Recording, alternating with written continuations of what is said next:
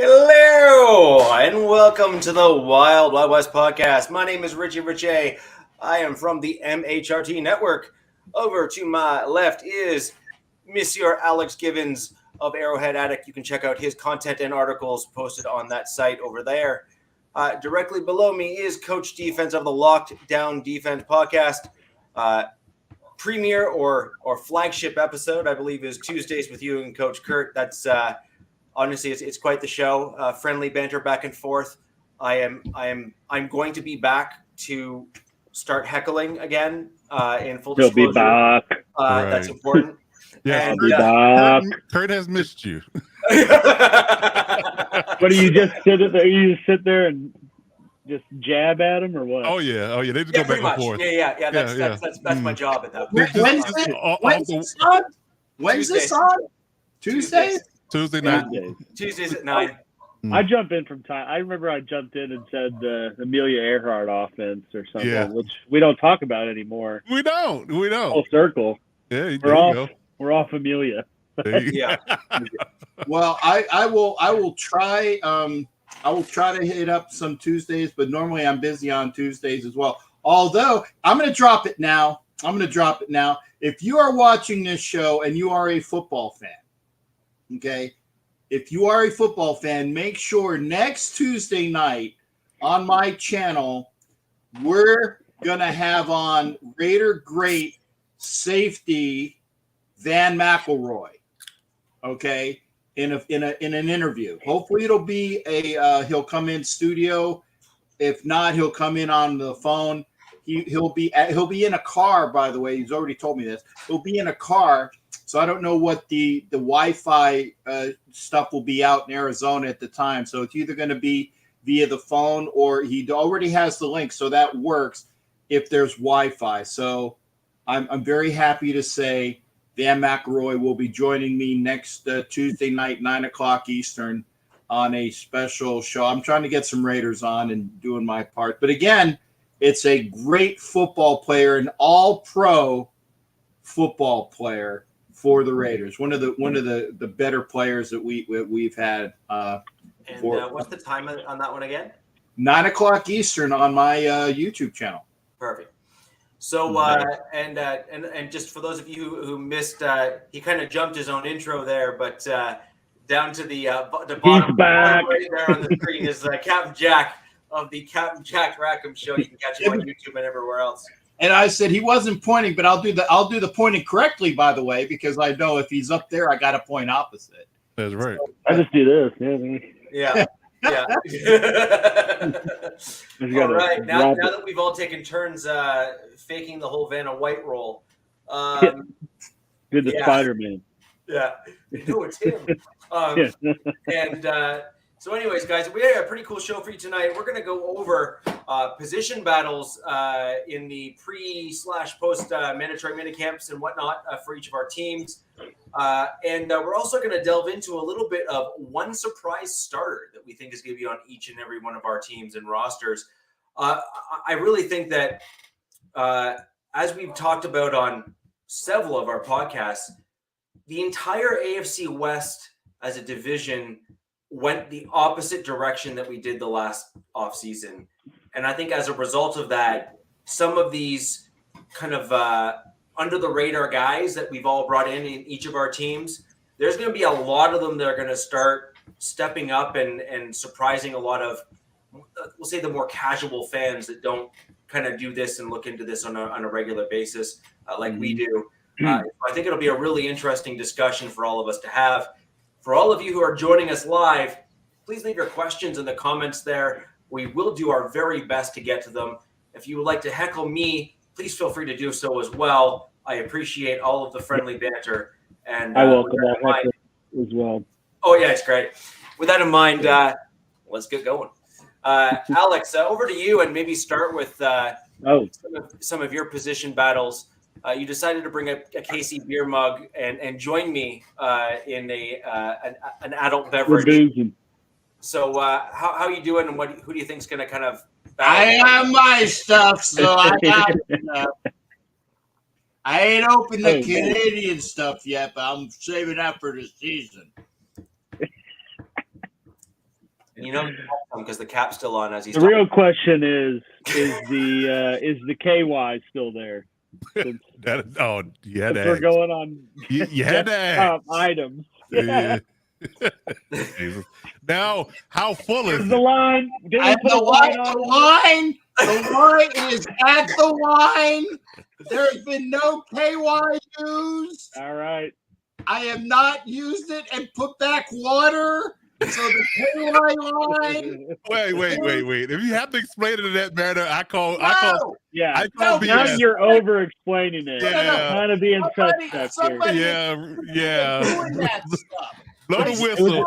It was a simple demonstration. I didn't need the explanation. Now it's a bit over the top. I'm still looking for the strawberry shit. Okay, that's what I'm going to. Now the suits seem kind of messed up.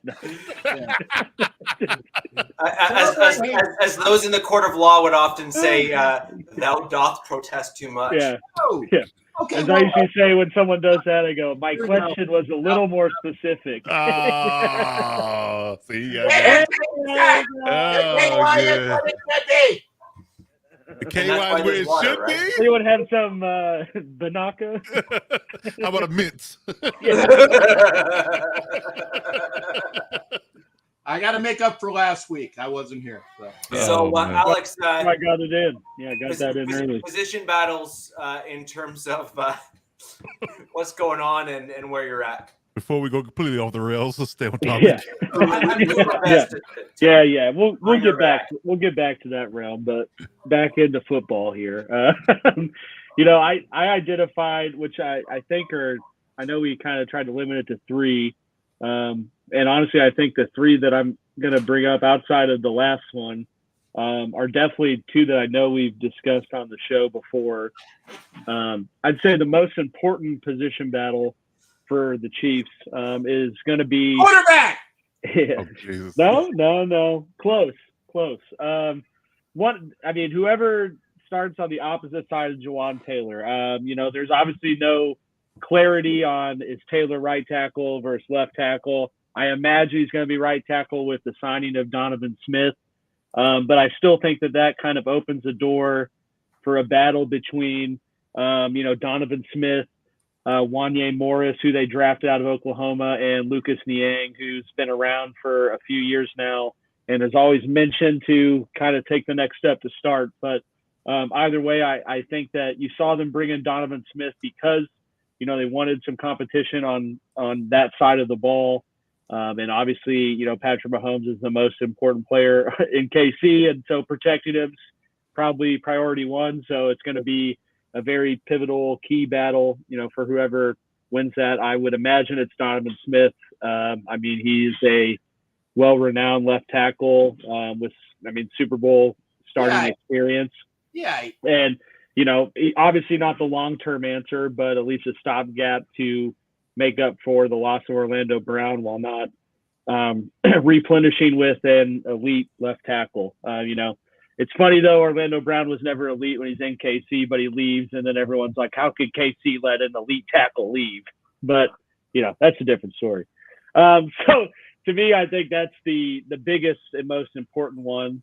Obviously, you got to protect the quarterback, and we saw what can happen with KC's offense when they don't make that a priority, a la Super Bowl against Tom Brady. So, I think that's the most important one. The next one I think Coach is going to like a little bit because I know from our convos last week, and for prepping for this, kind of looked at Chamari Connor's film a little bit.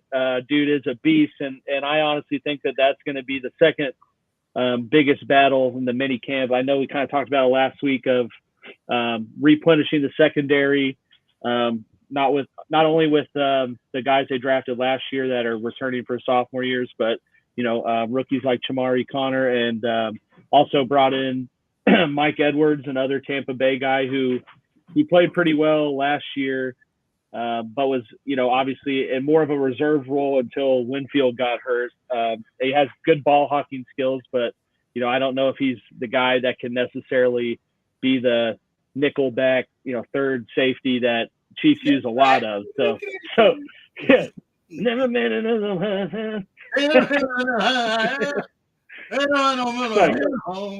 I think we hit a nerve with Richie. That's like that's their thing. And I like Nickelback. I'm sorry, shoot me. I like Nickelback. I do too. I don't think anyone hates them. I think they just publicly say Is that. it Nickelback or Nickelbag? Well, no, that's Daryl Dimebag, the main piece. Guitarist. Yeah. Okay. See, I know the bags, man. I know the bags and the bags. I've never had any. Yeah. Way to clean it up. No, I have it, and I can prove. Well, the that. purple dust doesn't come in a bag. No. That's no, you were talking about the microdots. That's PCP, man. Yeah, there we go. See, aerosol cans don't count either because it's air, right? Paint, you're huffing paint. That's not in a bag. There you go. Sniffing glue. Aerosol, man. Meth, stuff like that. That's all it does. Just kidding. Okay. And someone had to make it dark. I might as well do it. But back to the battle. I think Chamari Connor has a real good chance to overtake Mike Edwards. And they obviously liked what they saw in film and evaluating him for the draft because they traded up to get him. So I think that's definitely one to watch. Like I said, Mike Edwards, very good ball hawking skills, but was a reserve safety for Tampa Bay until Winfield got hurt. So we'll see if he kind of has what it takes to be in a more everyday role, or if last year was kind of a flash in the pan, if you will, for him. And then the last one, which Capso graciously kind of alluded to indirectly, but my last position battle is for the backup quarterback, because this will be the first time in, I think, since Mahomes has been there, that they have a new backup, new blood in the QB room. And there's at least a handful of times I can think of when something's happened where Chad Henne's had to come in and be able to keep the offense going in some pretty pivotal moments of games. I mean, in AFC playoff game against the Browns, Henne had to come in and keep the ball moving. I think had a scoring drive, and then this past won you several games. Yeah, and I mean, there's been at least two regular season games that had to have the backup QB come in and keep the thing moving as best you can. So with him being retired now, I think that's kind of an interesting battle to watch, and I think a pretty important one in terms of keeping the championship pedigree around the offense. Obviously have Blaine Gabbert, Cocaine Blaine, Mizzou's own to come in. Cocaine Blaine. I mean, he's been around since 2011. So I mean, I've obviously been around the block, but not a starting presence or anything like that. You know what you get with him. He's like Chase Daniel. Both Mizzou guys, ironically enough, but you're getting paid to be there because they know they can make the throws, but they've never had it to be a full-time starter. So you got him coming in with experience, and then on top of that, I got Shane Buechele. I think he's second or third year. He's an old Texas quarterback that I think this is his third year, but so he's been in the system for 3 years now. Was a guy Andy Reid handpicked out of the undrafted players, like a guy he wanted to bring in, and they've obviously kept him around for this long. I think he's been mostly a practice squad guy, but has gotten elevated to the game day roster here and there. But also been in the system and more experience in that regard than Blaine Gabbert is. So I think, to me, that's an interesting one to watch to see. Does the veteran presence overtake the scheme experience, or vice versa? And that, I think, can be an important position and battle to play out with what Casey wants to do next year. So there you go. Actually, that's a super interesting point with the backup quarterback, because you have had in the recent last 2 years where you've had the benefit of a veteran guy just, coming in and doing stuff. You know what I mean? Yeah. And, anything is possible, baby. Anything. Yeah. So that's a super interesting point that you've lost that, because it's you know, I think mean, that, you don't think about it, right? Like, you got Patrick Mahomes, so why would you think about that? But you know, except he's been hurt the last 2 years. He's missed a couple games here and there, right? And so that matters. Or like you have a situation come out like against the Browns 2 years ago, and he had to finish. I think finish the game out. And I know he came in at one point. Yeah. And I know he came in, I think, for one drive against Jacksonville, maybe this playoffs, and you know, scored. So, you know, you need someone that, like, I mean, realistically speaking, right? If any of our teams lose their starting quarterback, it drastically changes how the team looks and expectations of performance. But in the ideal situation, you want your two deep to be crafted in a way to where if something like that happens, you don't lose too much of a step, you know? Right. Like, you're not going to be the same. You're not going to be able to do all the same stuff. Otherwise, they're starting. But, like, you want it to be in a situation, and you know, don't get me wrong, I'm not naive. Like, if we lost Patrick Mahomes, it's a totally different Kansas City team, and probably not one that a lot of people would be afraid of playing. But you still would want someone who's experienced enough and knows what Reed wants to do and how they want to distribute the ball to be able to come in, and you're still able to get first downs, and you're still able to put scoring drives together when you need it. So to me, I think that's a very important battle. You know, not the most important. I didn't put it at one, but at least it's interesting to see as well. Because also, you know, if Buechele wins, maybe they don't keep Blaine Gabbert, and he's a relatively young guy, so it kind of be an interesting arc to watch his career play out from this point. I want to say he's 24, 25. You know, if he's behind Mahomes for 3 years, maybe you see some team give him a contract to try to get a starting spot. So, you know, you got two different guys at different points of their career, and I think it'll be interesting to see who beats out who for number two. Just listen to this list: Blaine Gabbert, Brian Hoyer, Jared Stidham, and Easton Stick. That's the backups, baby. That's don't be so fast on that Hoyer. Well, I actually believe that Max Duggan's is going to be our backup. So I was going to say I don't believe that Easton Stick's going to be the backup come the regular season. I think it's not Max Duggan. Big game Max. I'm sorry, Max. You missed Ben DiNucci. Yeah, I didn't go too deep. I didn't go too deep into the backup role, but yeah, who do you have slated on the depth chart right now too? That's the names. Ben Balafungu. Hey, there you go. It's gonna be but I only mentioned Ben DiNucci there because he played rather well in the arena or XFL. In the league there I think he that was pretty solid. He was also pretty decent for Dallas. Yeah, he was decent for Dallas too. So I'm only bringing him up. I mean, not only did I want to pronounce his name, you know, with the extra oomph behind it. No, you got to say it. You got the Rigot. You got the Paisan, and you got the Danucci. Hey. Yeah.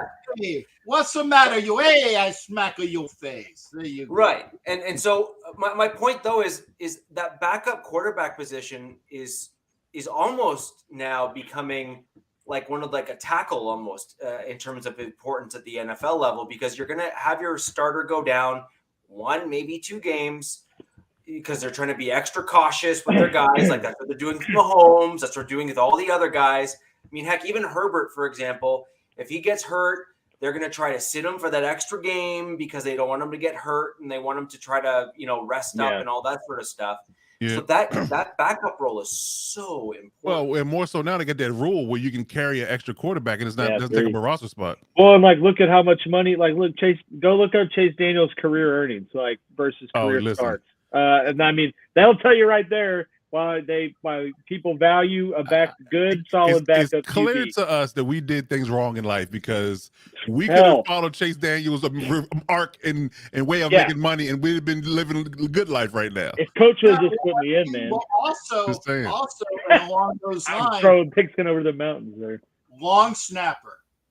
Yeah. Long snapper. Well, yeah, long snapper. Dude, Trey Junkin was a long snapper for 20 friggin' years in the NFL. Yeah, but that's the not, thing. That's not today. Cycle, yeah, backup quarterback cycle more so than long snappers. Like you said, 20 years. That'll be a punter. That one team is not going to need a long snapper. So you gotta realize that the idea of them going getting a long snapper is going to be few and far between. You're not looking for one every year. Minimum, veteran minimum versus I don't know what a good backup contract money, is, but a couple million a year. Like, right. Hold a clipboard, maybe make a couple signs here and there. City's making 10 a year for the Broncos. Wow. Yeah. I mean, like Chase Daniel's career earning, like the breakdown of it is kind of ridiculous. You're just like, ain't no kinda. It is. There's no kinda in that. Like it is. It is ridiculous. It is terrible. And I honestly think it's because he was fortunate enough to. Well, you blame a lot of it. You blame on Sean Payton because Sean Payton kept him around for a good little while. Yeah, and he was behind Drew Brees, right? Which means he never played. Like I said, like I was getting at the Shane Buechele, right? If he beats out, it's kind of a similar look or how it could be perceived. And then I think it'd be interesting to see how franchises now moving forward kind of value that. Especially with so many. I feel like there's more pro-ready quarterbacks now with that run. All the stuff that like I'm trying to say like NFL. I feel like is more tailored to the college game now than it used to be, and Correct. Correct. more and more like there's more like young blood, right? So I think you'll start to see and more potential in that. So I think you'll start to see. We've already seen it in running backs and wide receivers, but that's easy because what you're seeing from the offense is you're seeing more 3 wide and 4 wide sets at the NFL level. The college guys are now throwing 60% of the snaps that they're taking. And at the NFL level, the defenses are moving to nickel and dime, which is exactly what the college level defenses have already been doing for quite a number of years now. There's only a handful that are still running that kind of like base style, middle linebacker, that kind of standard defense. And so you're getting the offense that's now catching up to what your point was, and they're throwing against what used to happen is at the NFL level, they would still throw up against base defenses more, even though the college game had gone more pass heavy. So they were used to playing against bigger, faster guys, and now the NFL defenses has started to shift over to the college style as well. Yeah. Quick breakdown, since I'm gonna make this full circle here. Chase Daniel overall has thrown 261 passes in his career, started only 5 games, and has earned $40 million. Yep, I just made the numbers. I just read the numbers, so I'm like, wow, $40 million over how long? Was he in the league since 2009? He signed in 2009. Yeah. Yeah. So wow. That's wild. It is wild. It is wild. Like I said, we're doing life wrong. Like, to be a 6 foot, I'm 6 foot, 225, Oh, and he's like 5'11". He's not. Yeah, he's not really not 6 foot. Yeah, he's really not 6 foot. For real. He's 6 foot on a program. $43.12 million. Yeah. Wow. Not dumb. Yeah, right. Make you mad. Yeah, just to show up and get the starters bags. That's it. That's it. I mean, his agent did well. Yes. Yeah. Oh yeah. But I mean, but right there, right, is a prime example of. And you could probably go back with a lot of guys and find the typical similar career earnings. But I mean, prime example of why the backup QB is a valuable asset to have on a team, and why Who was that guy that was in New York to finish his career that everyone was speculating would turn into an NFL coach? I think he had a brother in the league too. McCown. He is a coach with the Panthers. Yeah, so I think that he's another one of those dudes that he was like a career backup. But I think his career earnings are somewhere up in the 40 million too. Or you got like Fitzpatrick, who's always somehow ends up starting, but it's never brought in with the intention of giving him the keys to the kingdom. He has been brought in to be like the backup or bridge quite and then often. Somehow ends up he's starting the whole year. Balls, because he just balls magic, out. baby. he balls out for like a 4-game span, and that's just enough for people to be like, all right, we can do this with Fitz here, and then it just, trickles back down to reality. Craters.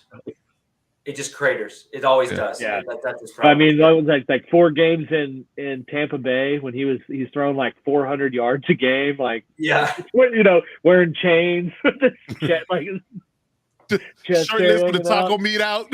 Yeah. Just feeling himself, There you go. He even bought out at the beginning of his tenure with Miami. He kind of fizzled at the end. Fitz magic turned to Fitz tragic, but at least in the first part of the year he was pretty good. Yeah.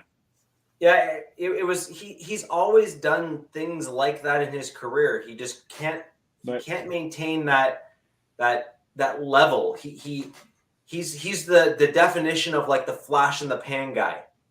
Yeah. Right. Yeah. I mean, he's the definition of it, and it's so sad because he's clearly got the talent. He just can't string it together. Yeah, he's made $80 million over his career. And he undrafted guy from Harvard, so I mean he would have been fine regardless. But right. 7th round. He did. He did say a 7th-round pick from the Rams. Oh, then okay. Well, yeah, he got drafted in the 7th round. Yeah, still from Harvard though. Yep. Yeah, because $80 million. That was when the Rams were in St. Louis, and that was like post Kurt Warner, 2005. And he went berserk for like 3 games. I think that started the Fitz magic though. Right. I'm not wearing a Broncos shirt. I just came from work. It's a golf shirt. My goodness. Can't you see the golf logo? Here. PGA, man. PGA. Do you see that? DEN. No. I just find it funny. You wear anything that's not your team colors, everybody goes crazy. My goodness. That's why. Officially, you are no longer allowed to wear anything that is not silver and black, according to every single Raiders fan. Oh my God! Stand by. I will go. You have to only have silver and black. That's all. Shame on you. I will go change. Shame. Stand by a friggin' second. Ring the shame bell. Shame. No. Hey, right here, bell. Right here. Hey. We got the back earlier. Now we're getting the front. There you go. Baby. I'll be right back. Friggin', who is that? Is it Anthony? Anthony, hey, right here, Anthony. There you go. There's your Italian salute, Anthony. I'll be right back. Made the man go change. Terrible. Yourself. Well, see, now he's going to have to rearrange his entire closet. It's going to have silver on the one side, black on the other, and then the ones that combine silver and black are all in the middle. There you go. And then burn the rest. There you go. So I actually think that the Chargers have one of the next most interesting group of position battles, Coach. You have some rather large looming contracts that are coming up. I think as a result, finding replacements for your starters will be perhaps more critical than, say, some of the other teams in the division, because some of our larger contracts have already basically been settled. So curious as to where you're landing on the same kind of topic there for the Chargers, and kind of more importantly, who your emphasis is on in terms of who's going to win and which ones are most critical. Well, actually, mine are just really about the young guys. I mean, it has nothing to do with the veterans. I think the veterans are going to be what they are. I think they understand that this is the year. This is, just push all the chips to the middle for them. Yeah. And, they know they're the incumbent, they're the starter. They've been in the system. I mean, everybody's learning Kellen Moore. If you're an offensive player, everybody learns Kellen Moore offense from ground zero. But if you're a defensive guy, you already know what it is. Just have to go play, And so for me, I think the most interesting one, I'm gonna start with defense. It's kind of an underrated one for a lot of people that are, I guess you could say casual fans. Is the slot corner position that got vacated by Bryce Callahan last year.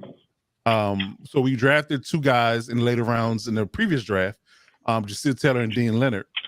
So I think that is a watchful moment for who's going to play that slot position, and maybe, just maybe, depending on what J.C. Jackson's health is, they're going to depend on whether or not he's ready for week 1. Let me say that will be determined how much these guys play holistically. Because let's say hypothetically he's not ready, then Asante and Michael Davis go outside. You have one guy that has to play the slot, and then when you go particular nickel or dime for that matter, when they go heavy receivers, then you're going to get both these guys on the field more than likely. Based upon how they deploy things. So I would say that the slot quarterback position, who locks it up, JC or no JC, I say that that determines, that's going to be exactly what is he doing? Oh Lord, that's for you, Anthony. That's for you. Mind your biscuits. Mind your biscuits. And life will be gravy. Now, granted, I'm wearing this shirt backwards, just so I can get the message across, because this is actually on the back of a shirt because you were saying I was wearing a Broncos shirt. This is from, where's this from, Alex? Missouri? I don't know. KC? Is that the Big Biscuit? You went to the Big Biscuit, didn't you? Big Biscuit. So, right. So I was accused of wearing a Broncos shirt, which it was not. I'm wearing a Big Biscuit shirt from Kansas City, right? And I have on Gargler Blue. Okay, so I have the trifecta of FU right here. Okay, it's not what you think it is, but I wanted to make sure I got everybody covered. Okay, so there, Anthony, hey, Bafungu, hey, there you go, there you go. So yeah, so for us, I think slot corner is an interesting one. I think who's going to play slot, because I think, to Richie's point earlier about how defenses are deployed and how offenses are deployed nowadays, a lot of nickel and dime packages are played more so based upon personnel. So I think that is a very important position. Like I said, depending on what JC does, if JC plays, it bumps everybody down in a sense, because he's definitely going to play outside. You can look at Asante maybe being in the slot, Michael Davis being in the slot. Just depends on the matchups. He's kind of been your slot, right, Asante? No, actually, he was the outside guy more so. Michael Davis. Well, actually, I lied. Michael Davis was actually the fourth guy with JC, Asante on the outside. Bryce Callahan was in the slot, and then Michael Davis was the fourth guy. But then JC got hurt, so he got thrust into the outside role for JC, and then just trickled down from there. But I think that position is a very interesting one. Like I said, depending on JC's health to determine who plays, and I have my trepidation about Michael Davis, and honestly, some people love him. Some people can take him or leave him. For the amount of money he's making, I'm like, he's not a world-beating corner for my money. So I would love to see one of these young guys kind of ascend and kind of take the reins going forward, especially when they're on the cheap deal. So I'm looking at the slot corner as my number one position battle. Who wins that out? And again, it's predicated upon JC's health, and I would argue that you want to bring it back slow potentially. So I would say that the young guys get a lot of playing time between Dean Leonard and Jasir Taylor, whoever wins the job out of camp. My second one is maybe more of an obvious one. I think is slot wide receiver. With Quentin Johnston being the number one pick, Josh Palmer being an incumbent, and Jalen Guyton being a returner, who wins the slot receiver position? I think I would say based upon likeness and preference, I say that I think Quentin Johnston has the edge in that regard. But I think that, like I said, with Josh Palmer being there already and kind of being, a person that's been in the system for a while, he has a chance. And Jalen Guyton is a speedier guy, but he's coming off of ACL. So, I think that Quentin Johnston, is just dependent on how he picks up the offense will determine, where he gets deployed and how early he gets deployed on the field. But I mean, he's a first round pick and as a wide receiver, so you would like to believe that he's going to be on the field in certain. He's going to get some targets. Yeah, you're going to be in there. He'll be there somewhere. It's just a matter of you're not holding him off, hoping somebody gets hurt and he gets on the field. No, he's going to be in certain packages, if not a all flat out starter come week one, in my opinion. So those that's my second one, and the third one is inside linebacker between Kenneth Murray and Deion Henley. I think they drafted Deion Henley with him thinking he has a really high upside, and Kenneth Murray being on his contract year. Although there have been reports that Kenneth Murray has been really showing signs of life, being mentored and tutored by Eric Kendricks. That's so he needs money, man. Well, that too. But I think they're talking about it from a football and intelligence perspective. Like he's picking up things faster. So just in coverages and how he read and reacts defenses. So I think that might be a very interesting because Deion is a rookie, obviously, and Ken have been in the league for 3 years. So that'll be interesting to see if he can usurp him in the lineup, being that he's going to likely be the future because he drafted him in the 3rd round. With Ken obviously being on the contract year, and I could say that they could potentially bring him back if he has a banner year, but from a money perspective, you would think that just on financials alone that he's likely going to be gone. So how many dudes ball out when they need money only to revert back? Ask Ezekiel Elliott. Ezekiel Elliott. Yeah, he showed out. I think pretty much every player that has been put in a situation of needing to perform to get paid does, and then it's, well, do we pay him or franchise tag him? Right. And then you get people like Josh Jacobs who balled out for 2.5 years and still can't get paid. Saquon either. So that's the running back. The running back market. Don't lump them into this. Yeah. But just give a use case for that particular aspect of it. But yeah, so I think that slot corner, slot wide receiver, and inside linebacker is probably the biggest. I would say as honorable mention is safety too, between Aloli Gilman and JT Woods. But my top 3 is definitely those 3 positions: slot corner, slot wide receiver, and inside linebacker. Questions, concerns, comments. What about higher value positions? As an example, wide receivers. Do you perhaps see the Chargers trying to either convert to get rid of, or those your veteran wide receivers? Because I'm just looking at your contracts, your cap space, looking ahead next year, and then even looking at some other positions where. I think we spoke about it right pre-draft, which is your edge group, for example, or your pass rush. If you want to just kind of generalize, you've had some injuries at that position group. So, do you think that you might see any of those guys that like UDFAs or even draft picks that might step into any of those positions that are kind of like have been highlighted to be challenges? No, I've actually read a few different reports, and different people, and they're all saying the same thing, that they really like the edge rushing group that they have in house at the moment. I think they go to about 4 or 5 deep in just that position alone. With your incumbents, Khalil Mack and Joey Bosa, you have Thule, who we just drafted from USC. Chris Rump's been there. He's going into his 3rd year. So I think those 4 especially.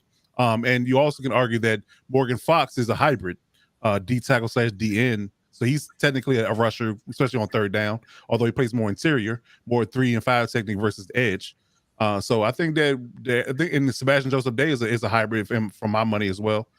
So I think that with 2 solid hybrid DTs and 4 edge rushers, I think that's a pretty solid room from my perspective in regards to the depth that they have. So I think that we're in a much better spot this year than we were in the last couple of years. When it comes to that. Yeah, when it comes to wide receiver, I think like I said, I think Herbert is very comfortable with Mike and Keenan. He's getting comfortable with of course he's been with Josh and Jalen since they've been there. So he's comfortable with the first 4 guys, and then Quinn coming in, getting comfortable with him. He's the last cog in the car, in my opinion. So I think that he can get comfortable with them. They will just roll with that group as is this year. And then, we'll address who comes and goes come next offseason. But I think they fully expect to run with Keenan and Mike primarily on the outside. And just a question to my position battle group, who wins the slot receiver role. And it may be a game-to-game situational type of move where you might feel like that one guy has an edge against one team in their matchups, and another guy might have an advantage against another team. So that they might deploy it that way. Yeah, they might deploy it that way. But you feel like if they have a weaker, slower slot corner, you might want to put Jalen Guyton out there because he's the fastest out of the group. But if you got a guy that's small, 5'8", 5'9" guy, and Quentin Johnson is 6'3", you would have put him out and there. Fast. And pretty fast. And pretty fast. So you might want to put him out there. So it just depends on how you deploy him.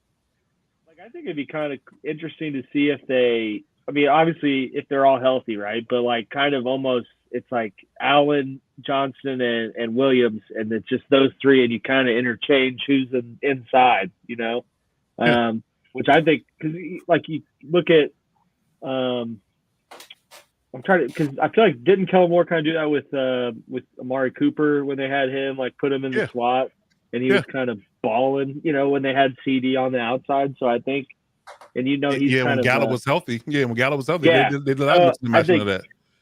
Yeah, but I think that'd be a cool, definitely change of pace for Herbert and like the overall passing attack. But if you have all three of them healthy, it's kind of like you wouldn't know where the ball's going, because they're all three like the same type of big bodied, like high point the ball receiver.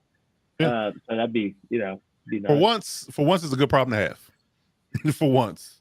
So yeah, I like where things are trending. Like I said, just a matter of the unknowns is Kellen Moore's offense and how he deploys his personnel. Because you still have Gerald Everett, who had a banner year, his best year as a pro, pass catching pro last year with Herbert. You still have him as a weapon inside, and you have a 6'8" Donald Parham and Eckler out of the backfield. So I think, and Josh Kelly been religiously working on his pass catching abilities. To kind of aid in his ability to be a 3-down back as well. So, so I think that it just depends on how you utilize his personnel is going to dictate how well the offense runs early. Of course, everybody kind of figures it out mid to late season, but it just depends on how he deploys guys and utilizes guys early. Will determine the success of the offense. That's I only asked the question simply because when you look at where you guys were at last season, and every one of those starters that you mentioned at both of those kind of position groups, and I'm using that in a broad sense, given that Mac is typically a D-end hybrid position group. Yeah, he kind of does both, right? A little bit. I was simply asking just because at one point all of them were not playing. Well, Mac was the only person that wasn't hurt all year last year. He's the only one. Well, yeah. And sorry, when I say not playing, I mean he kind of like Mac literally disappeared for chunks of the season last year, where he really wasn't having the impact that I think that you guys all expected him to have. And so when you're looking at, he got the Myles Garrett treatment before he got another edge rusher. They just double and chip him. Sometimes they double him and chip him. So it's really hard to make any hay in the pass rush game when you only have to focus on one guy. Which is to some degree what you pay those guys to do, is draw attention and free up someone else, Right, but the problem is you're decimated on the D-line, interior, and edge. He was the only one that was an impact player at one point, at several points throughout the season. So you just game plan is to focus on him, keep him out of my backfield, and we can move the ball. Yeah. So I think that's an interesting one. I think some of those positions that we were talking about, Coach, we may want to circle back to our kind of surprise starters, and there may be some that kind of crop up in some of those groups later on. I don't want to steal any of your thunder for later in the show, but that I have a funny feeling that some of those may be, in that mix based on who you got, so to speak. I'm going to jump into the Broncos and kind of talk about three quick position battles that I think are going to be really interesting on the Broncos. One for me that I think is going to be really, really interesting, and this is in large part because the offense hasn't really been seen yet in a game setting. And I think the most interesting one for the Broncos is going to be the wide receiver position battle. I think that you're going to have an absolute slugfest at the wide receiver, battling for who's going to make it, how, and why. There is a complete competition up and down the entirety of that position group. I'm not even convinced that your Tim Patricks, Cortland Sutton, Jerry Jeudy, and KJ Hamler is kind of your returning guys that you think are going to start. I'm not even convinced that each of those guys has solidified their position within the Broncos offense, especially considering Sean Payton keeps bringing in more wide receivers to compete. And so I thought they might be in on old Stephon Diggs, too. Yeah. So, when you look at who's being brought in, a lot of those guys kind of fill some of those additional roles. And then add on to that we drafted Mims and traded up to get him. It certainly just leads you to believe that, there's going to be some interesting things occurring in that position group for the Broncos, to say the least. So I think that's going to be an interesting one. I also think that it's very difficult to predict simply because we haven't really seen where Peyton wants to take the offense. And so you don't know, hey, are we going to kind of use the large, tall kind of wide receivers that effectively match or, mirror kind of what our division rival in LA has? Like, is that what's going to happen? Like, is that we're going to see that kind of look, or are we going to see kind of a mixed hybrid of size, speed, possession? What are we going to see? We just don't know. The interesting thing that the Broncos do have is we kind of have one or two of each. It's an interesting problem to have, but we do. It's just a fact. Like we have kind of we talked last week, right? That one's going to be out, or one or two. So what's happening. And I guarantee that I at least two or three of the dudes that we cut from our wide receiver room will be very quick to be snatched up on the wire, so to speak. I think they're just too good to not get just pulled in by some other team. So that's one. The other one that I think is going to be extremely interesting from a position battle, and again, I'm taking the topic, at its face value here, and that is offensive center as a specific group for the Denver Broncos. I think, again, depending on how well our rookie Alex Forsyth picks up on it, if Luke Wattenberg, who is now with us for another year, if he can kind of step it up and kind of take a next step for us, and if Cushenberry can, learn to block at all, we may well have a really, really interesting battle in that center position. And what concerns me, actually, the fact that we have a position battle at the center position, is that's one of the few positions on the offensive line that is pretty mission critical in terms of meshing with your quarterback. And our starting quarterback is not a competition. That's going to be Russell Wilson. That's it. That is not a battle. That's just what's going to happen. And so you see what happened with, like, say, Jeff Saturday and Peyton Manning. You saw that unspoken word that they were able to kind of like just look at each other and it's like, yeah. and like certain nuances and certain plays were just kind of known between the two of them. And that's an important thing to have with your center and your quarterback. When Peyton did a little bit of a pinch on his ass, which play was coming, if it was high, low, right, or left, it was muscle reaction. Yeah, exactly. And then, if KY was on the gloves, he knew it was a different thing, and all the different things. A little bit of this. Yeah. Oh, that play.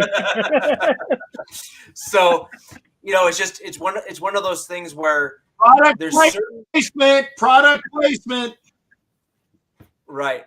But there's just a different connection between the center and the quarterback, just because you need that synergy between those two players, say more so than a left guard and a quarterback, for example. And then the other one, from a purely interesting one, speaking of outside linebackers and bringing in competition. So it's almost like the coaches have kind of done a little bit of my job for me here in terms of picking out one. Outside linebacker, I think, is also going to be another very, very interesting position group in terms of battles for the Denver Broncos. Browning is hurt. He's not going to start the season as a starter. So we already know that there's at least a starting spot on the roster that's going to be up for grabs. And then you have an interesting mix within that group and who might fill that role. Is it going to be Frank Clark? Is it going to be Christopher Allen, who is hurt, but was literally slated at one point to be a second-round pick in that year's draft at one point? Is he going to just kind of surprise everyone and be like, yeah, I'm still here? And so we have a few interesting guys. Nick Benito, is he going to get out of a funk that we've been hearing about in all these practices and stuff? And then two other guys, Jonathan Cooper and Aaron Patrick, are both outside backers that we have on the roster that may just come out and shine and really surprise everybody. So it's going to be that's a super, super interesting position battle amongst all those guys on the roster. And just as a quick honorable mention in terms of another one that's going to be super interesting for the Broncos, that's the safety position, particularly the strong safety spot. You have a real interesting group amongst that entire, those guys there in Kareem Jackson, Caden Stearns, and JL Skinner. And even dare I say at free safety, you have Justin Simmons, PJ Locke, and Turner Yell, who all of those guys looked really good last year, but you're not going to be able to keep 5 or 6 safeties. You're just not. So that's going to be a super, super interesting group because you want to. Yeah, well, right. But a good number of those guys started at some point last year and played very well. So that's another group of guys and another position group that I actually think if we don't keep them, they're getting picked up. Could they potentially move on from Justin Simmons, or is he too pivotal at this stage? Well, obviously, I think that depends on personal opinion, but then it also depends on contract. I think the contract is probably a little too punitive at this point. But you also have to remember, ownership didn't pay Simmons that's here now, and the coach didn't select Simmons who's here now. And so it just may be you just don't know is really what it comes down to. Yeah. The contract's not that bad, honestly. You're looking at it about. Yeah, it's not terrible, but it's not terrible. Yeah, and he's 30. Well, but on the flip side, is if you're going to move on to him, you may as well trade. Oh yeah. I wouldn't let him walk for free. I would just I'd definitely trade him. Yeah, definitely trade him. But that's the problem that you end up with a position group that just goes so deep. Is you have to start making those tough decisions on whether or not you're going to keep, a former face of the franchise, or if you want to reset and move on, right? True. You, in terms of who you think on the Raiders is going to be an interesting position battle. Over to you, Cap. Cap, on me, right? Yeah, on you, but okay. First off, I'd like to apologize if you hear the drip, drip, drip, drip, drip. That is my mini split air conditioner leaking on the inside of my house, which pisses me off. Okay, it sounds like a dog barking. That's something that is I have to deal with. Yeah, well, it's not a dog barking. That's somebody else's channel. But yeah, so if you hear the blah, blah, blah, blah, blah, that's the thing. For those that came in late, I changed my shirt. Mind your biscuits and life will be gravy, because they said I was wearing a damn donkey shirt, which I was not. Okay, so there you go. There. Okay. From the Big Biscuit. And what is the Big Biscuit? It is a fantastic, really awesome breakfast and brunch club. Big biscuits, not just biscuits. A restaurant in Kansas City. I wholeheartedly endorse it. There you go. If you're in Kansas City, go to really good stuff. I'm looking at some of the other things going on in the chat. I mean, Ken has got a heart on that needs to have some KY on it for Caleb Williams so much. And thank you, Jack, for the $5 donation. Okay, Caleb Williams is going to be a good quarterback, but like I told you, Jack, unless you are number one or you trade up to number one, just put it out of your head that the Raiders are not going to get him. Okay. Unless you trade up for number one, the Raiders are not going to get Caleb Williams. Okay. So, if the Raiders do, then there's your answer right there. But, just put your stiffy away, get some KY on it, let it go down naturally. Okay. Just flex for a little bit. Just tuck it up. It's just Wow. not. Don't worry about it. Okay. Now, as far as position, but I know the question's not for me, but put your stiffy away, Jack. I mean, I know. Okay, whatever. Now, as far as position battles, I'm not even going to touch the wide receiver room because I think there's presently about 12 on the roster. It's kind of like what they were having with. And by the way, Jack, thank you for the $5. That'll be a donation for the prize wheel. But they got way too many wide receivers, so that is a position battle that goes without saying. Who's going to be there remains to be seen. The position battles that I'm actually, and I'm not going to talk about backup quarterback either, because that is a position battle, which I feel by the end of training camp, it's going to be O'Connell as the backup, with Hoyer being a glorified quarterback coach and probably off the roster, and will be used as an extra, coordinator, coach / guru for the people. He can come in, and then kind of like with everybody's saying, like, well, that TB12 can come in. Well, no, if we need a quarterback in a pinch, we'll sign Hoyer to a contract like that. So there you go. Jacoby Brissett. There you go. Now, well, I wanted Jacoby Brissett. I said I wanted Jacoby Brissett. But that'll finish the trifecta. That'll finish the all Patriot QBs in Vegas. Yeah. Yeah. And by the way, I want one thing. I want to dispel a bunch of rumors, okay, about how the Raiders are pillaging all of these Patriot players. There are currently 2 Raiders on the roster that came directly from New England. 2. Okay? That is their fullback, Jacob Johnson, and Jacoby Myers, that they signed to an unrestricted free agent contract. Hoyer was actually retired when he passed. I don't even count Hoyer. Everybody else that has Patriot roots, they got through somebody else.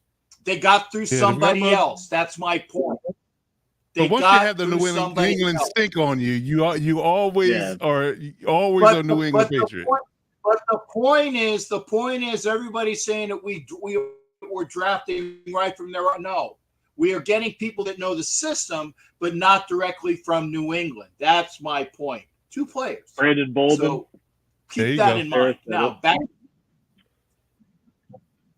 Bolden was from somewhere else out to our roster. Okay, they went someplace in between. Okay, they went someplace in between. That was my point. Okay. Now, to position battles. I really think that I'm going to say the right side of the line is a position battle, because I'm not going to even differentiate between right guard and right tackle, because all of those guys are fighting for position. Illuminor with Mumford and Brandon Parker thrown in the mix just to spice things up at the tackle position. With Dalton Wagner, the kid that was the unrestricted free agent, that's a mountain. That goes alongside the other mountain, Curtis McClendon, I should say, who's at guard. And right guard, Alex Bars. My God help us if Alex Bars is our starting right guard. Kill me now. Don't do that. I want to see what happens. Natani Moody, who is actually backing him up right now, and some guy by the name of Gurman, who I have no clue who he is, so obviously he's not going to stick. But what I'm saying is that between Luminor and Mumford and the new kid Wagner, also McClendon, who is going to be popping in at guard. Okay, there's a lot of position battles, even amongst the left guard, but between Parham and Van Roten, Meredith, who was a very good player for us last year, and then got injured and started a few games, and McClendon. The position battles amongst the interior and to the right offensive line is going to be amazing. Okay, we're going to have a better crew than we had last year. it's going to be, that's the position battles. I had to do it like that because there's just so much stuff going on. Now, the other one that I'm going to do is position battles is amongst the interior defensive tackles with coach's favorite player already slated to be the starter. Okay. At one of the interior defense. Oh, I love the eye roll. I love it when I get an eye roll from coach. That's wonderful. That's like bonus points. Jerry Tillery, as well as Bilal Nichols, who came in last year. Yeah. But Terry Gillery. But the position battle is really amongst the kids. The two that we drafted last year, okay, Butler and Farrell, who are going to be another year bigger and better, along with the kids that we drafted this year, Byron Young from Alabama and Nesta Jade Silvera from Arizona via University of Miami. Those guys themselves are going to be fighting it out. Even the kid Jenkins, who is a house that we picked up from the Dolphins, he might fit in as well. And there's another Butler. I think that we actually have a run on Butlers. There's at least 3 of them on the team. So I can almost guarantee that there will be a Butler. Like Butler. The Butler. The Butler did it. This year. At least one of them. He's like, here's our starting lineup. And the other position battle, again, is the Butler. Yeah. But yeah, we're going to have 11 Butlers, okay? And one guy's by the name of Jeeves, just to throw things off, okay? It was the Butler in the locker room with the candlestick. Is that cornerback? Yeah. And I'm going to throw this out there as well. This is before we even sign and probably will sign Marcus Peters. There's a lot of conjecture out there that Marcus Peters will be signed by the Raiders. I think that's going to happen eventually. So remember, he's a part of this equation as well, although he's not officially on our roster right now. But between the guys that we signed at corner, David Long and Duke Shelley, Faison's back there, along with Amick Robertson, who's a holdover from last year, Sam Webb, who was a very good player in his rookie year last year. And then you got Bennett, Jacorian Bennett, who we actually drafted, I think is actually going to be one of those. Actually, I don't even see him on this damn. Boy, this is messed up. They don't even have him listed on the depth chart, so somebody really screwed up here. But Jacorian Bennett, who's getting a lot of first-team reps and OTAs, the cornerback room is not solidified. We're going to be a lot better than we were last year, cornerback-wise. And again, that is even before we sign what probably will be Marcus Peters. So those are my position battles. Peters, man. Cornerback and line are the big position battles for the Raiders from your captain. It just brings me to tears just thinking about I'm pretty it. sure, Cap, I'm pretty sure that I got an eye migraine, but that's just the way it is. I'm pretty sure both coach and myself said Bennett would be the surprise rookie or biggest contributing rookie last week for the Raiders. Four names: Drew Sanders, Riley Moss, Jacorian Bennett, and Jabari Connor are coach defense's sleepers for the draft. Dang, none are on the Chargers, huh? Hey. Well, Tuli was a sleeper, but he got picked in the second round, so you can't really call him a sleeper. Yeah. Yeah. Well, you were sleeping on him in the first round, so I mean. Well, yeah. Oh man.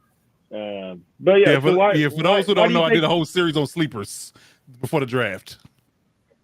So why do you think they're going to sign Marcus Peters, Cap? Where are you seeing? You just got a feeling they're going to add some veteran depth. Yeah, I think that they're going to want somebody that has a little bit longer in the tooth to throw out there amongst because they did, like I said, they signed a bunch of guys that were worthy in Shelley and Long. Faison is like an extra add, and he's aight, but he's not a starter material. Shelley and Long are, but I really think that they're going to want to have. There he is. Bennett is listed as a nickel. I don't think that's going to happen as well. He's going to be on the outside, but I think that they want somebody that's a little bit more experienced. They're probably going to come down. Yeah. Peters wanted this much. The Raiders wanted to pay this much. They could probably meet somewhere in the middle. Dude's kind of a cancer, though, but whatever. Yeah. I understand that, but I think they're going to go with him now. I say that like I know him personally, but No, I've heard the same things you have as well. He actually, he is from Oakland, former chief.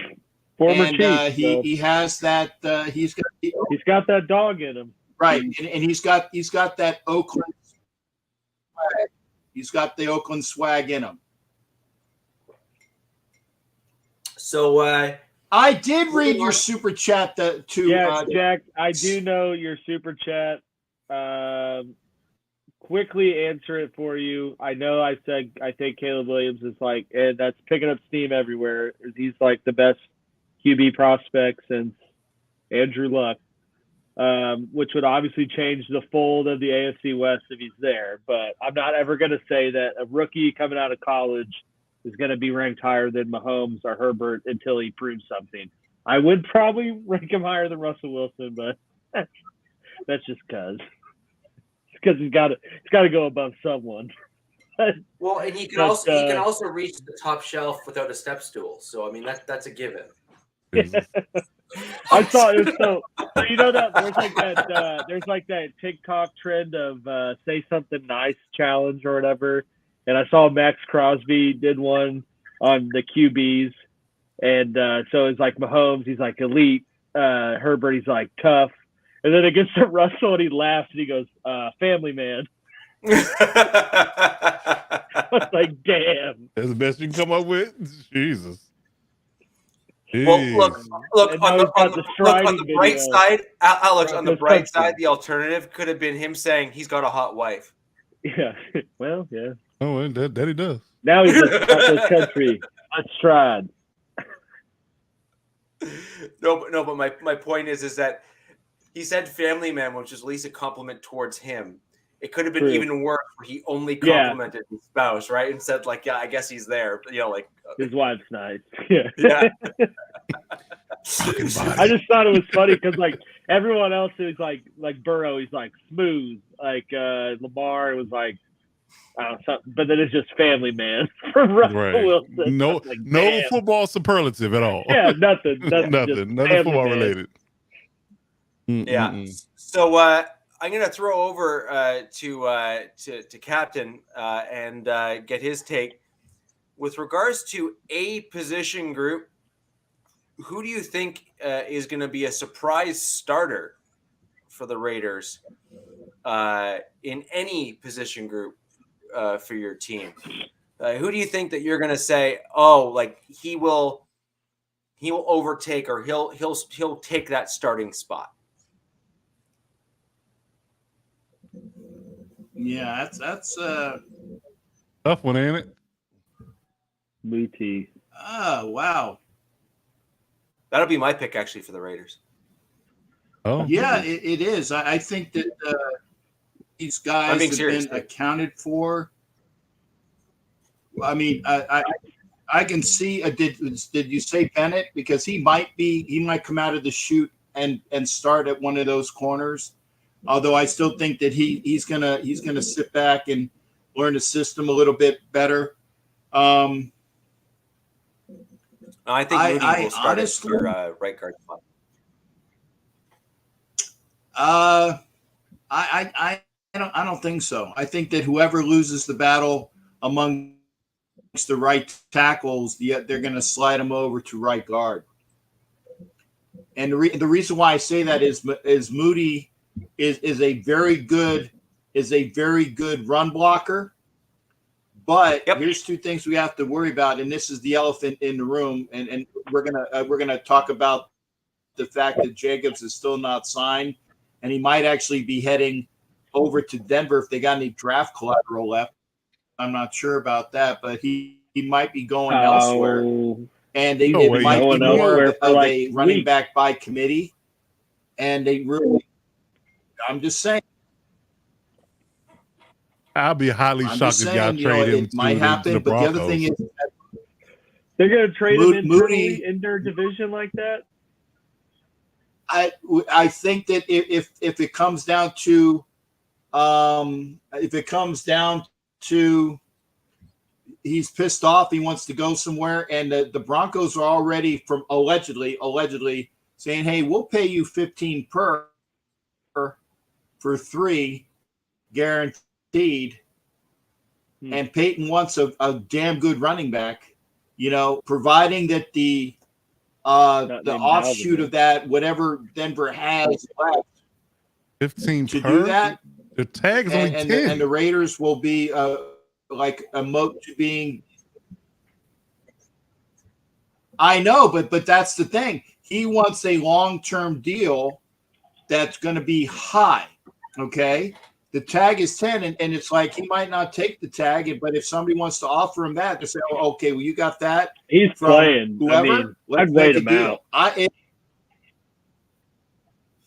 I'd wait him out too, but you know there is a lot of people that are barking that it might happen. I wouldn't put it past the Raiders to say we're not going to pay you that much money. I mean, as a running back, okay, we're not going to pay you that much money as a running back because in today's NFL, it's a cog that is easily replaced. Now, granted, you might not. The quality of your cog might not be what you got rid of, but if it's a cog.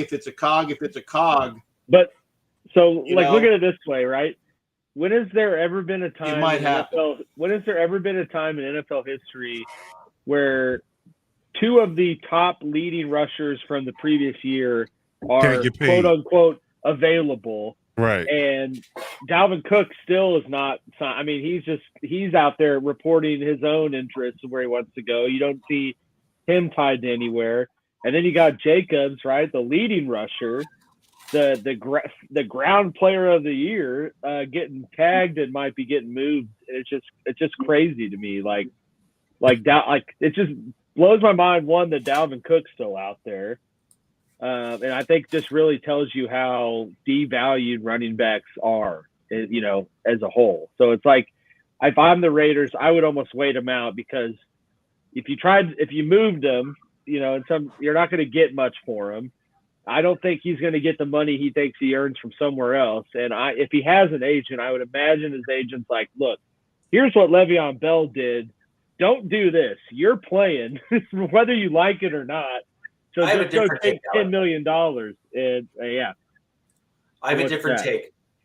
Well, you got to remember, Dalvin Cook is a vet at this point. Clearly, not only is he a vet, he's a good one, right? Right, but that's not where I'm going with it. They're going to be able to pick up a playbook quick and not have to, you know, spend a lot of time with it. Is basically what my point is ultimately there. And they are probably, I would imagine, if you want my honest take on this, that Cook has already got a suitor and they've already worked out deals. The whole point is he doesn't want to attend at least some of these mandatory minicamp. So my take on it is that Cook isn't saying anything because he's trying to get a little bit more interest because he hasn't signed on the dotted line to see if there might be just a little, you know, bump up in terms of some of the dollars and cents on the contract. But something tells me, I believe he's probably already got a suitor and the deal's already basically worked out. Now the question is, Jacobs, is he going to be able to get there? And I just think that you're talking veteran guys that are saying, I don't want to participate in the mandatory camps, and that's why. Yeah. Which, I mean, I get that. I just don't, like Dalvin Cook, I don't know where he finished, but I feel like he was definitely top 5 in yards and touchdowns.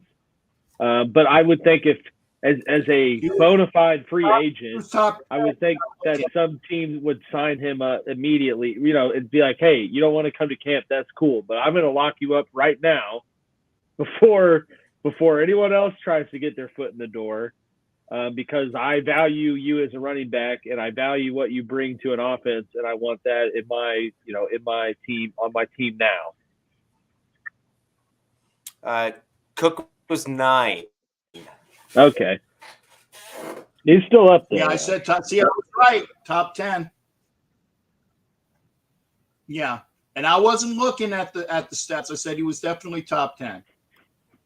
Well, I think he was higher in touchdowns. I think Dalvin Cook was more of a touchdown machine. But, I mean, either way, it's just because he's only, 27, 26, 20, somewhere in there? I mean, it's just crazy. Yeah, but the problem with Cook is that, the tread, that there's some problems with the tread on the tire, i.e. he's got knee problems. Yeah. Dalvin Cook was 6th in rushing yards, and he was tied for 6, 7, however you want to look at it, in terms of touchdowns with 8. Okay. So, yeah. Well, it's like Coach, it's just a sad state for running backs everywhere. But, look at the Eagles, too. Eagles made the Super Bowl and let Miles Sanders walk. Mm-hmm. Hey, we got a very team-friendly deal to the Panthers. Yeah. David Montgomery, 25, 26-year-old running back with the Bears, team-friendly deal. Yeah, so you had all these guys that were up there that I'd say 10 plus years ago wouldn't even have lasted a day on free agency, probably wouldn't even made it to free agency. I think that's how differently valued the running back position was. But I don't know, it's just wild. It's wild. I mean, Sonny Michel got a job with the Rams before Dalvin got signed. That's crazy. And the thing that's crazy too is, and I get that Jacobs was drafted under the Gruden Mayock regime, but I remember the biggest thing about him when they took him was that he didn't have, the tread on the tires, because he wasn't a true number one guy at Alabama.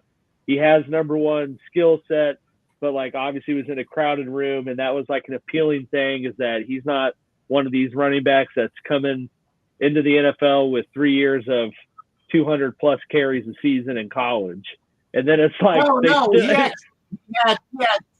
he had too much tread. Yeah, that's what I'm saying though. It's because he wasn't utilized as much. Not that he had limited tread, was that his tread still had the little knobbies on it. Yeah. Okay. But I think it's funny, right? I think it's funny though that they use that as a justification of well, this is why we're taking this guy in the first round, and then it's 4 years later. Now we're not going to pay you the 5th-year option, and we really don't want to pay you because you're banged up. Even it's just crazy how running backs are looked at. And I will say, in my estimation, McDaniels screwed up. Yeah. Not picking up his 5th-year option, because I think the 5th-year option would have been about $1 million, which was $2 million that the tag is at 10. Okay. Yeah. I don't know why he wouldn't have done that. That was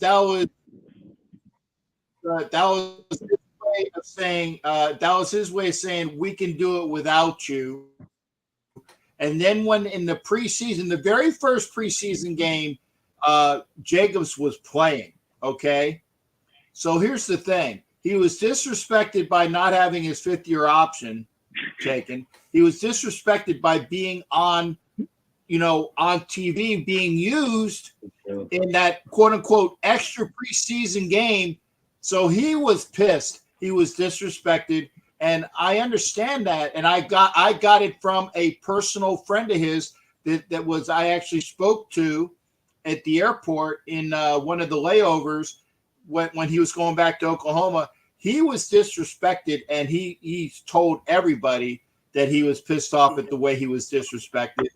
So he has an axe to grind, which is why he is gonna play hardball with the Raiders, because I'm not worth whatever. So somebody's gonna come to town that's gonna give me what I'm looking for, and I think he will be gone because of it. It's just what the Raiders will get in return is the big question. He might play that 1 year if his agent talks to him. But I honestly think in his mind, he's going to say, you know what there, Josh? I'd rather not play than play. Yeah. Yeah. I don't blame him, though. I mean, it's just. And do you know what the sad thing is, though? Any running back that seems to sit out a year always gets hurt. Yeah. Always. I think running back and offensive line are, but I mean, those are positions you have to kind of stay in the routine and not let your body get out of repeatedly taking hits, because the minute you do, it's like it's a totally different world. I mean, like, look at Le'Veon Bell, right? Absolutely dominated the NFL until he got into a money dispute, sat out, got the same amount of money, I think, or less with the Jets, and then just sucked. Granted, like, Le'Veon Bell could have been Le'Veon Bell because of the Steelers scheme and the talent around him. That we argued quite a bit about when that happened, whether or not it was the scheme and the Steelers team and all of his line versus him being just that dude. So, get that. I think it was a little bit of both, but I mean, obviously pretty apparent that the scheme. What were the Jets at that time? Ass. Exactly. Exactly. They're like, let's just throw a bunch of the high value, like, sticker shock prices at people, and then we'll make a Super Bowl, which now they're going to make it. I don't know if you knew that. The Jets are going undefeated. I don't know if you guys knew that. Oh, is that the word on the street? Yeah, according to Mike Greenberg, he's the host of Get Up, and he's a Jets fan, so I got to hear about it every GD day. What's Greenberg say that I missed because I don't want to watch Mike Greenberg? The Jets are going to the Super Bowl. Jets are going undefeated, dude. Super Bowl. Aaron Rodgers is the mecca of football. Missing piece. He's a missing piece to that roster. He is Jesus of football. Greenberg is like him and Kellerman are the biggest New York putz homers going. Okay, yeah. Kellerman's and by the way, they're both Jewish, so I have to. Whoa! That Kellerman's an idiot, Greenberg's an idiot, and they're putz homers. And putz, in the literal Yiddish of what a putz is, you know what a putz is, right? Yeah. A putz is a response. A putz is one of these. A putz. It's a hanger. So Coach, on that note, great segue, by the way. yeah, thank you. Who do you think on your roster is going to go ahead and take over the starting position? And let's not leave it hanging with your answer. Right. Did Cap even say who his was? I don't think he did. I think we got off into a whole different tangent. Yeah, I think he said, was it Bennett? Bennett? Was it Bennett? Or that was what we said? No, he agreed. He said that he thinks he'll come out the gate. Okay. Cool beans. All right. Well, I had some you can go to the obvious thing to say, Quentin Johnson is going to usurp Josh Palmer and Jaden Guyton for the starting slot role. You can say that, but I'm going to dig deeper into the weeds, and I got a feeling, this is a slight feeling based upon his IQ, that Deion Henley is gonna end up starting over Kenneth Murray and inside linebacker. That's my surprise starter. I think that I got my eye on him, and I got my eye on JT Woods. JT Woods is way too athletic and way too quick as a cover guy to not play. So I need him. Second year, right? Yeah, second year from Baylor. Yeah, him and Jalen Petrie were wreaking havoc in that Baylor secondary 2 years ago. So I expect a leap and bound for him. Yeah, Petrie's good. I love Petrie. Actually, which we'd had him. Honestly, I really feel like that it's between JT and Deion. I think Deion has an insider track because I kind of feel like the coaching staff is going to kind of more push him to be the starter because that spot's going to be vacated by Murray come next year anyway. So the quicker the better, kind of put him on an accelerated program. And I think because of his intelligence and his ability to pick up things quickly, I think that he's more of the candidate for me to be a surprise starter. Yeah, I mean, he's a beast. I mean, I know we've talked about him a bunch of times, but he's a freak athlete. So, Yeah. like, Right. I mean, yeah, I'm excited to see what he turns out to be. Not overly excited because he is on the Chargers, but right. But just from a football fan perspective, I'm yes. excited for Madden because I'm going to trade for him and he's going to be on the Chiefs. Oh, that's what that is. Okay. I'll give you guys Tranquil back. I feel like that's a fair. Oh, that's fair. Okay, he'll give me a 9-year-old linebacker for a young guy.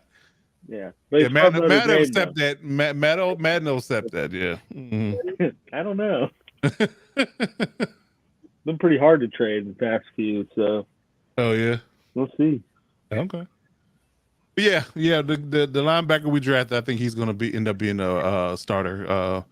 He maybe not right away, like week 1 of training camp, but I think that as slowly but surely we go on and he makes an impact in the preseason, I think that they'll kind of look at him like, hey, well, might as well just rip the Band-Aid off now, And I think him and Murray can benefit from Kendrick's mentorship too, because that's something we haven't had. Last time we had that was Thomas Davis. There's a nice mentor type of linebacker who's been around the league a little while and kind of give you the nuances and things that you may not get just from a coach, or just other players in other positions. I think that's going to benefit them in their matriculation into the league as well. I think that's going to help big time. You need a London Fletcher out there, right? Yeah, that guy played forever. That's what I'm saying. He was like 5'10" too. He was a tackling machine. Yeah, just like tackling machine. So I respected him. Yeah. I think him and Zach Thomas were like the most undersized tackling machines I've ever seen in my life. And just always had nose for the football, man. Always knew where it was.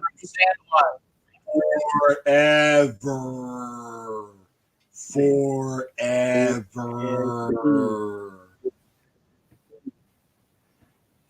Yep. So who's next? So I guess for the Broncos, I have 2 position groups I'm super torn between because I think they can both yield interesting results. I'm probably going to go with the safety position, where I believe that Kareem Jackson will be usurped by Caden Stearns. I think that despite us bringing Kareem Jackson back, I think that they are going to – I think Stearns has probably already overtaken him from an athletic perspective in terms of the combination of size and speed and some of the other pieces there. I think Jackson has been a tremendous mentor, and I think that's the other reason why they brought him back, because they want him to continue in that role in mentoring Stearns, JL Skinner as well, who they drafted, and kind of continue in that kind of like coach on the field kind of role. But I think that Stearns will take over that spot as the second safety, starting likely alongside Justin Simmons. And if I had to pick another one, it would probably be that I believe that either Josie Jewell or Alex Singleton will be replaced or usurped by either Drew Sanders or Seth Benson. I just think that both of those guys seem to constantly be brought up in terms of how well they're doing in practices and on the field. And I think that you're going to start seeing their play shine in preseason.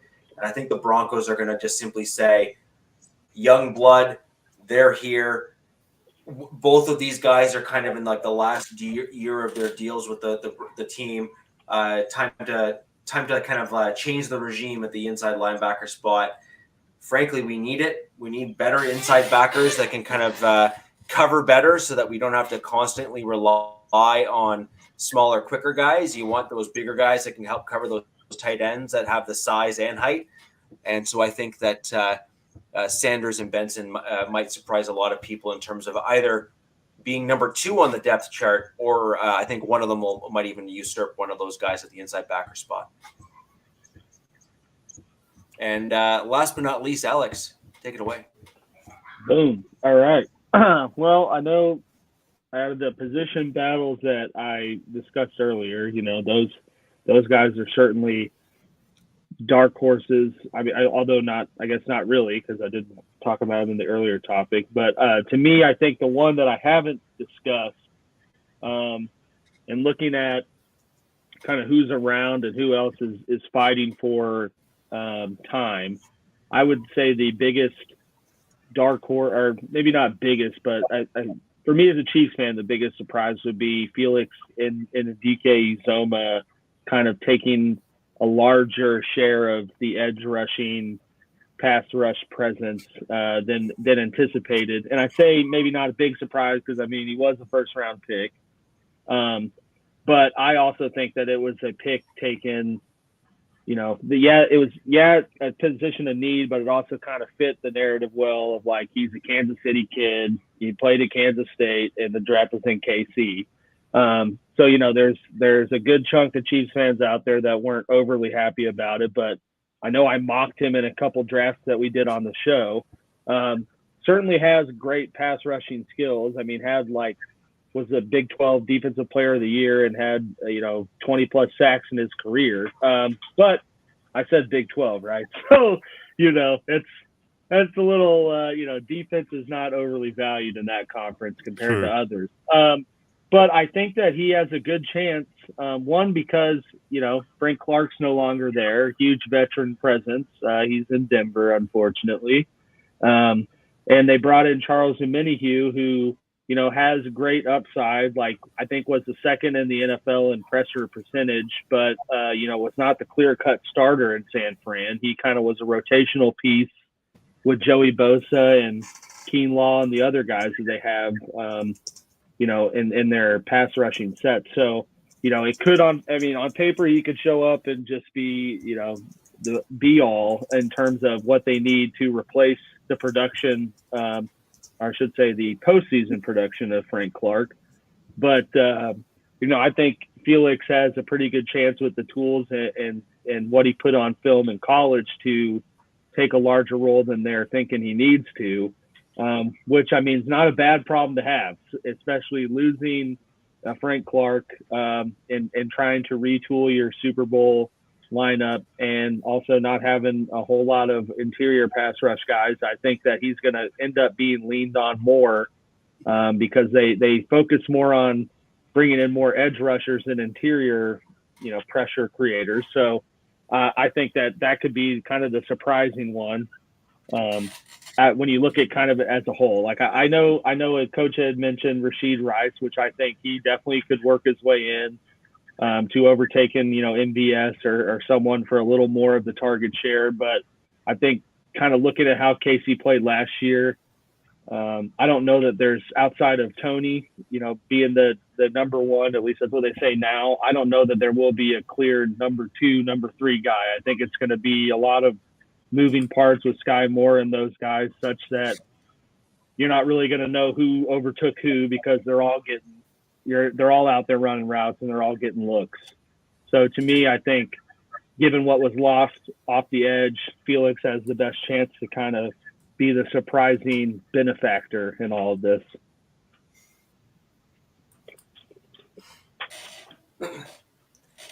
This is exactly what I was referring to at the early onset of the show, which is we all went out and grabbed the less sexy positions, but really solid depth at those less sexy positions this year. And I think that's what you're seeing in all of our comments and all of the players that we think are going to slot in.